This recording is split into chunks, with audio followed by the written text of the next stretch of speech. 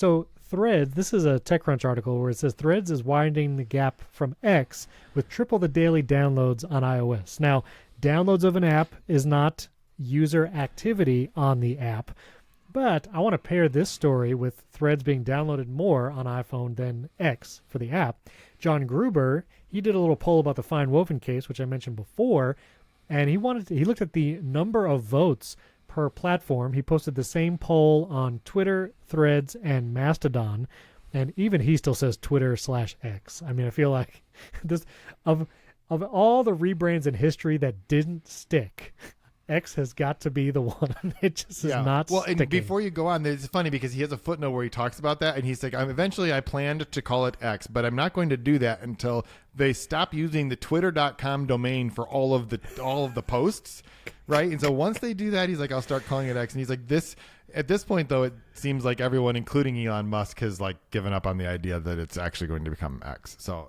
go on. I'm sorry. I just thought that was a great little tip that he added. So also, I still use the Mac app, and the Mac app is still the Twitter app with the bird icon. Yep. All the terminology is still retweet, tweet a post.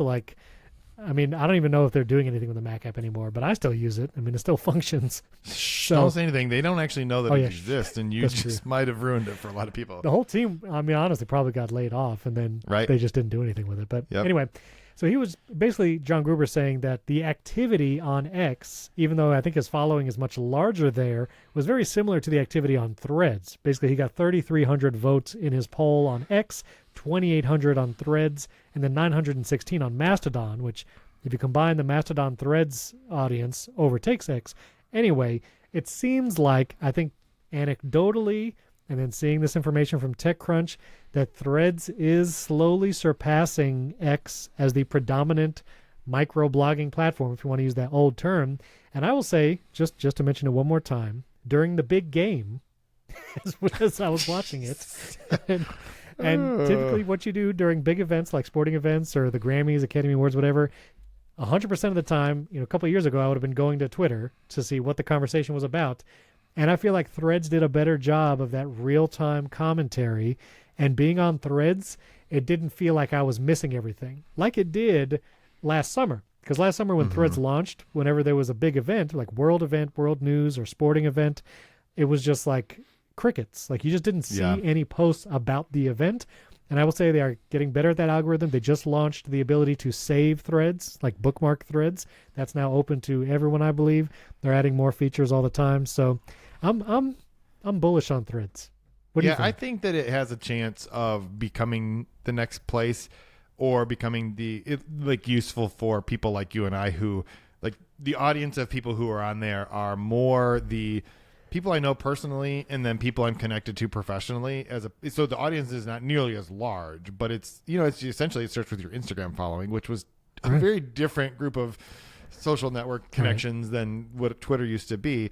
So the most interesting thing to me about Gruber's little poll and analysis of it is that you think about it, like, Gruber has something like, I don't know, 350,000 followers on Twitter. So like 1% of them responded to this poll, but on Threads he has about 35,000. So it's closer to 10% of them. So it does seem like there's a whole lot more engagement, at least among his audience, right? You would not have expected those numbers to be so close when the audience is a factor of 10, right? Or a difference of 10 apart. And so that is an interesting thing.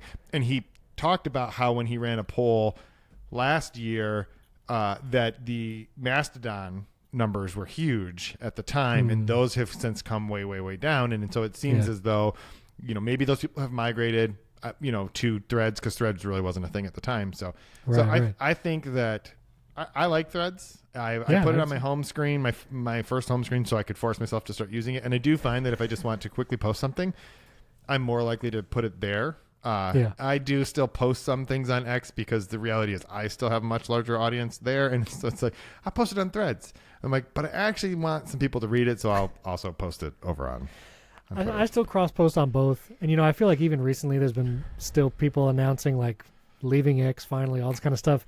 But also, like, my following is still growing on X, which is weird. Yeah. Like, I'm probably going to hit 10,000 followers this year if I keep posting on it. So it seems like there are still people discovering accounts, maybe even still people joining, but I don't know. I'm not optimistic about the future of X, but I'm still there because there's still people there, and there's still people that I follow and like seeing post on there.